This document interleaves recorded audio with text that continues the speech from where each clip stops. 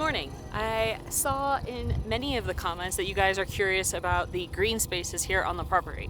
That includes the garden, the windbreak, and the orchard. I'm going to give you an update.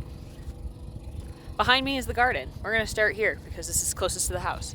Part of the generator noise in the background. Parents are using that to run their RV.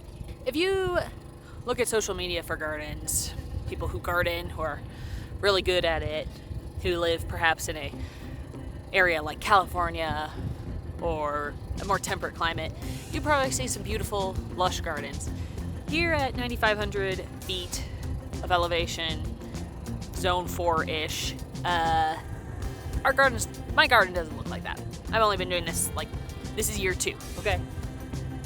Most of what you see that is green behind is actually the native plants around what I planted. So you'll see some zoom-ins here, but really I think almost everything that I planted this year has been doing great. We have been getting a lot more rain than we did the last couple of years. The El Nino pattern this year has been dumping a lot of rain. We also had a lot of snow in the winter, so I haven't really had been watering nearly as much as I did last year, which is also helping with the plants just really going to town with their growing, which is awesome. I don't think there's a single plant that I planted that did not take. From the lettuce, spinach, arugula, nasturtiums, fennel, some type of cantaloupe that supposedly does well in cooler temperatures, that's going. Cucumbers, which didn't take last year, are going. Potatoes, I think there's a Cosmo or zinnias that are in there. Columbine, which I planted, which is the state flower of Colorado, that's going. Oh, carrots, of course, that's going. And the amaranth has started to, I don't know if it's doing well, but it's there. Pumpkins, got at least one really good plant that's taking. The only thing I think I planted yet again that I don't know about is the sunflowers. Also, there's this giant yellow plant over here. It's a type of clover. I didn't plant that, but I like it. And the Welsh onions that I planted last year somehow came up again this year. I didn't realize they were perennial, but they're there. And finally, the garlic. The garlic did not do great. I don't think it got enough water last fall. So I may do another fall planting this year and try and give that a little more water, maybe do it a little earlier. I have to do a bit more research, but that's been So there's one or two of those that came up that are left. So yeah, garden's doing great. Haven't harvested anything yet. Everything's still pretty small. Let's go check out the windbreak trees that I planted back in June. Welcome to the windbreak. I say that incredibly facetiously because I know you really can't see it. The trees were about 2 feet when I planted them. They obviously haven't grown too much more, but we have our 3 varieties of local fir and pine trees. They have all taken. Like I said, there's been a lot of rain this year, so they've been getting enough water, which is great. They also are irrigated with drip irrigation, which is kind of more like flooding irrigation, honestly. But just like the orchard, I'm able to connect to the plumbing in the house and water those, which is awesome. Not too much to say here. I don't often come check these out because I just don't really walk this way, but I see a couple that are looking a little crispy. I might need to check that out. Other than that, we expect this will take 5 to 10 years for these to really get big enough to start blocking the wind, but the overall goal is to continue to plant more trees over time and really create an effective windbreak. This is just the beginning.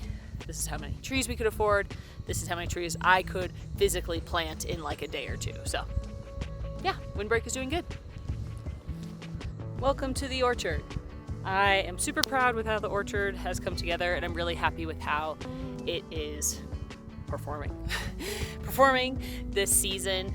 Since getting the pressurized water to the drip irrigation to the orchard, the trees and really actually the surrounding vegetation has been doing phenomenally. I really wanted the vegetation around the trees to come in to help protect the soil, keep it cooler, just overall better for the trees as they suck up moisture and grow, because we want them to grow so eventually we can get fruit, right? That's the whole point of the orchard. So it's been doing really awesome.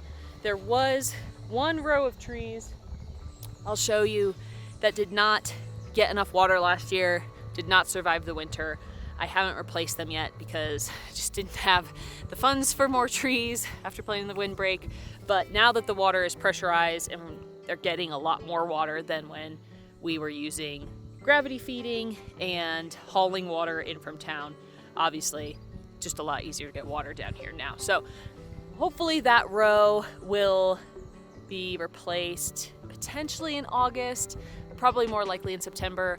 The local nursery usually has a sale on trees in September, and that's actually a really great time to plant trees because there's a little less pressure from the heat of the summer. So some of the trees were planted in the fall of 2022 before we left. Those are the tall ones. That's a cherry variety, and I believe a plum, a Brook Gold plum, and a Canadian choke cherry. I've got a couple of those left. We've got a lot of apple varieties, cherries, etc. I'm gonna see what I can find at the nursery in town when I replace that new row. Hopefully introduce a little more variety. But yeah, the ground cover has been spectacular as well. So overall, couldn't be happier with the orchard. The retention pond, it's not really a pond. It was essentially already there when the arroyo runoff was coming from the side of the road down to here. That's why the orchard's planted here. I know water laws in Colorado are complex. This essentially already existed, just kind of retrenched it when we built or planted the orchard around this area. So when we have our monsoons, our big heavy storms, the water runoff comes down here, the water along the arroyo comes down here and gathers there. And that's really why you see so many of these tall grasses. I'm not watering those. They're not getting the drip irrigation. That's just from all the water we've gotten. So yeah, if you guys have any questions about the green spaces, permaculture, permaculture design, I am not certified. This is all just one big experiment for me. If you have any advice, I'm open to that as well. Again, just kind of experimenting, seeing what works in this particular location, at this elevation with our climate, and on this particular piece of property, right? Because even a property across the road would be a little bit different. So leave that in the comments below.